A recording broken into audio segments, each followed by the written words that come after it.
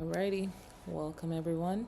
I wanted to do basically a one-on-one on how to trade futures with a really good, consistent strategy that just knocks out any sort of confusion, worry, stress, feeling overwhelmed, feeling like you don't know what to do, feeling like you don't know where to start, all those good things. I wanted to keep it under 15 minutes again to take away that overwhelming feeling that we tend to get when we just don't know where to start. We see people making money, we see people living good lives, we see people having the second or third or fourth source of income. And I'm seeing strategies on YouTube and I'm seeing strategies on Twitter and I'm downloading this PDF and I'm following this person. I just don't know exactly how to find something that works for me, is consistent, and I can be comfortable with.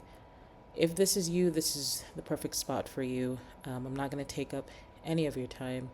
I'm timing myself literally to keep this under 15 minutes. So I trade futures. I love futures because it's super liquid. I feel like you can make more money with futures. You can trade it 24/5, basically nights, days, Monday through Friday. It's great.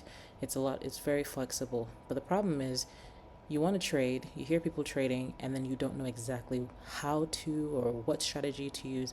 Let me just give you something super simple that you can work with that will not stress you out.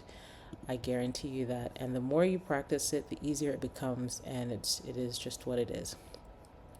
First things first, you want to mark out your sessions because you want to know when you're actually trading. And this is a super simplified version of it. There's obviously a way more complicated way to do things, but I want to give you again the simplest, easiest 15-minute strategy on how to enter into a trade, how to look for your entries, and basically how to be consistently profitable. First things first, we need to know where we are. I'm going to draw a vertical line at 1800, another vertical line at 2000.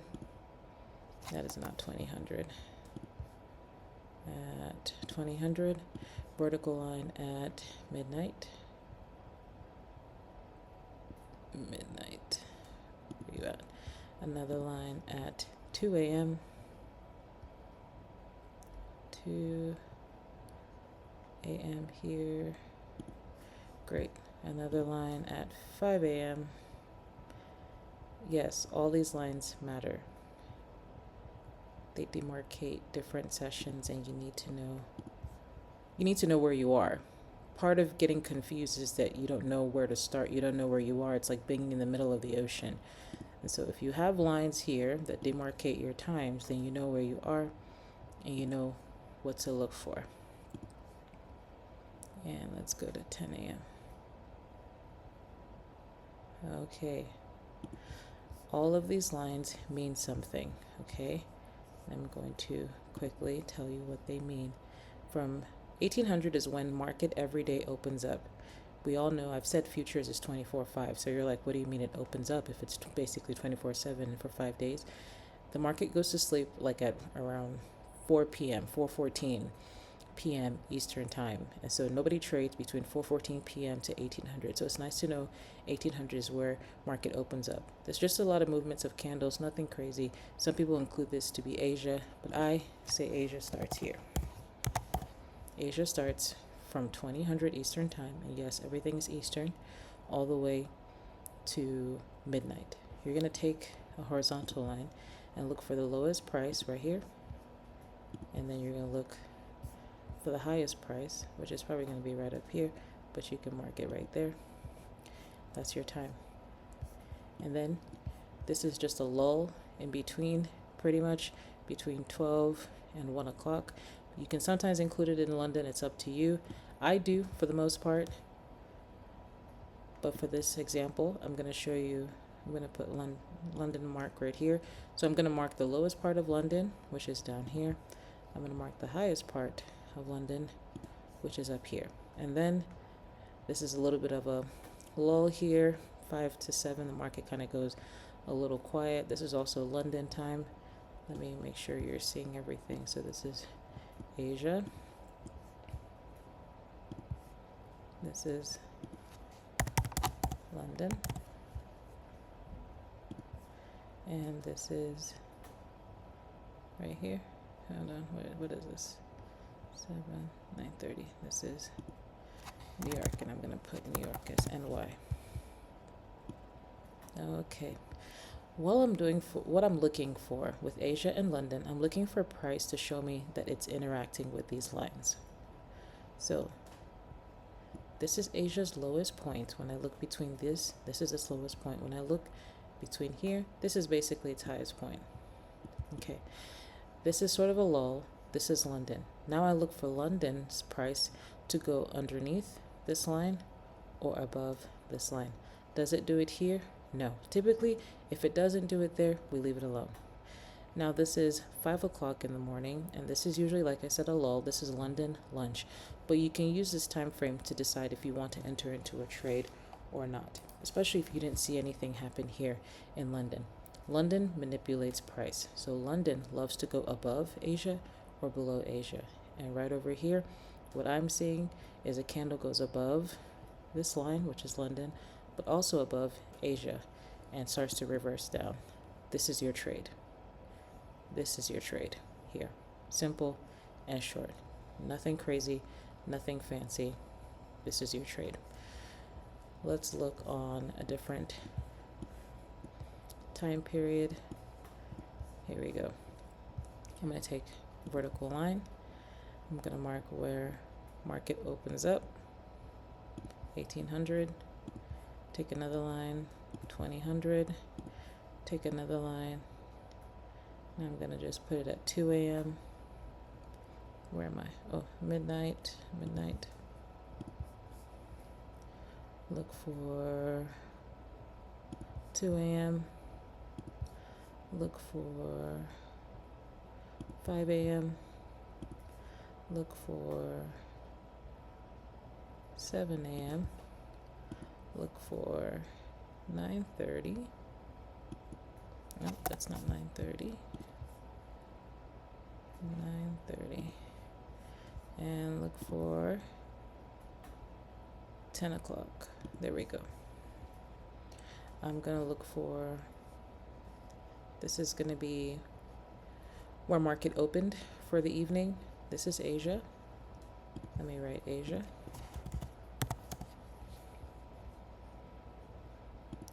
This is London. Let me write London. And this is all of New York basically, but we know New York starts. Real market for New York opens at 9:30, but pre-market for New York opens as early as 7. Okay, so now what's next? I'm going to mark my highest and my lowest points that I see for each session. The lowest point for Asia, right here. The highest point for Asia is right here. The lowest point for London is right here. The highest point for London is right here.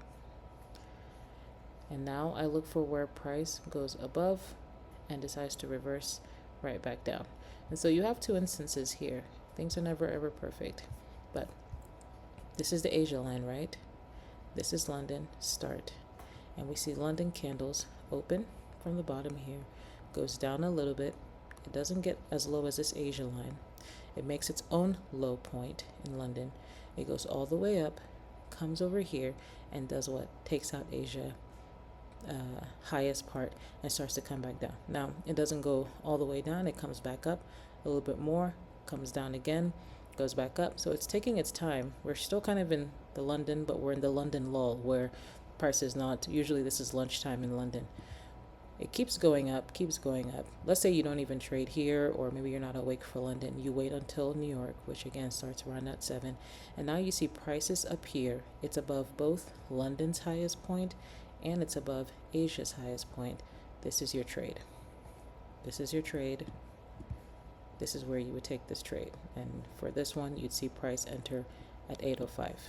Okay, let's find another one. Nothing will ever be perfect. You cannot use this every single day. Anyone that tells you that their strategy not only can be used every day, it's found every day, and you make money every day is incorrect. All right, so I'm going to mark 1800 here. There's a reason why I'm doing it this way. I want you to know how simple it is, how repeatable it is, so it's easy and it takes away that overwhelming feeling. 2000. We're looking for midnight. midnight. I'm looking for 2 a.m. This is the start of London, essentially. I'm looking for 5 a.m.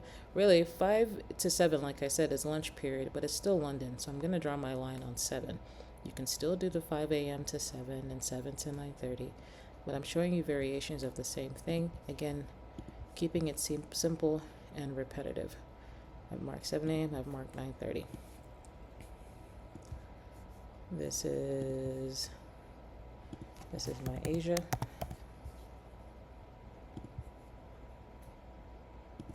This is my London. I forgot to put my 10 o'clock.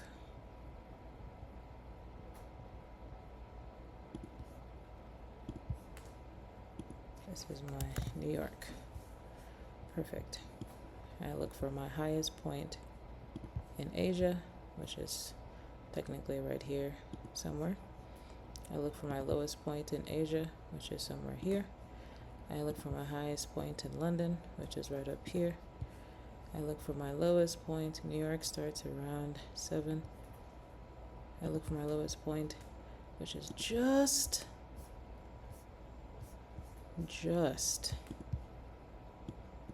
here. Right? Okay. So now I look, where does London interact with Asia? Well, London right here took out Asia. When people say that, they're saying that London took over, went ahead, got higher or lower. So Asia was here doing its own thing, got low right here, got even a little bit lower, and then kept going up and up and up. And now it becomes London, and London also continues on. It dips down a little bit, as we marked here, and it is important to be precise. It dips down in here and continues back upward. In this case, you kind of expect New York to do sort of reversal off of it, but it doesn't in this state, and that's okay. That's this scenario. Let's look for another one. Again, it can't be every day, but it does take away the fear of, what do I do? 1800, 2000. I was looking at the time. Midnight,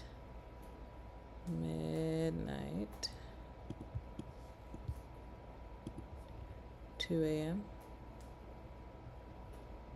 2 a.m., that is not 2 a.m., 2 a.m., 5 a.m.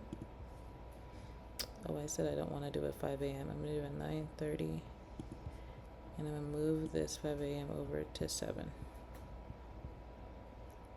Because it's the same thing. And I'm going to mark my Asia. I'm going to mark my London. I'm going to mark my 10 a.m.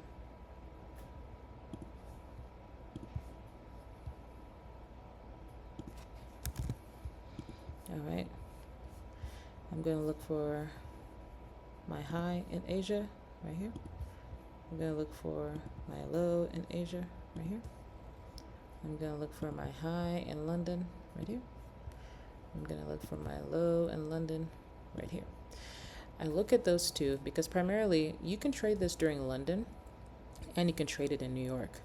So based on Asia's movement, when we enter into London, London stays right underneath Asia, right? Doesn't go above it, but what does it do? It goes beneath Asia. So if it goes underneath Asia, I'm expecting it to go up at some point. Now, depending on how you enter into this trade, you could get here, obviously get stopped out. You could enter here again, obviously get stopped out. You would want to wait, right, and enter into a key time because at this point it's 7 o'clock and you want to wait for price again to show it wants to be bullish. Clearly, it doesn't want to be bullish with this large, long, dark candle heading downward. But again, remembering that London has taken out Asia low, you want to look to New York to see if it's going to show you some sort of reversal upward. Here, London tried to show reversal upward, but obviously in London it's giving you the biggest move. And technically here is where it started to show it at 9:30, and then it had this low, but if you measure this low to this, it's higher, which should suggests it actually wants to move upward.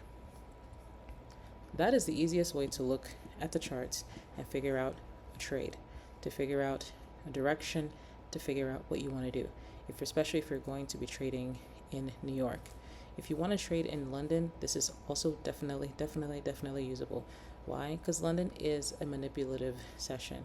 It's looking to take out Asia and reverse up, or take out Asia above and reverse back down. So it's definitely capable of doing it as well. But if it doesn't happen in London, you wait for New York, where New York has the biggest volume, to continue that move that London was trying to do. It's super simple. These trades, you will not see it every single minute, every single session, all the time. But the reason why I point it out is because it's the one trade system that I have done consistently that has made me feel like, okay, I know what I'm looking for. I know where I'm going to. I know what my bias is. Obviously, it's good to look for your bias using the daily and do a whole top-down analysis. Those are when things get more specific and detailed. But as far as getting you a general overview of like, where do I start? What do I do?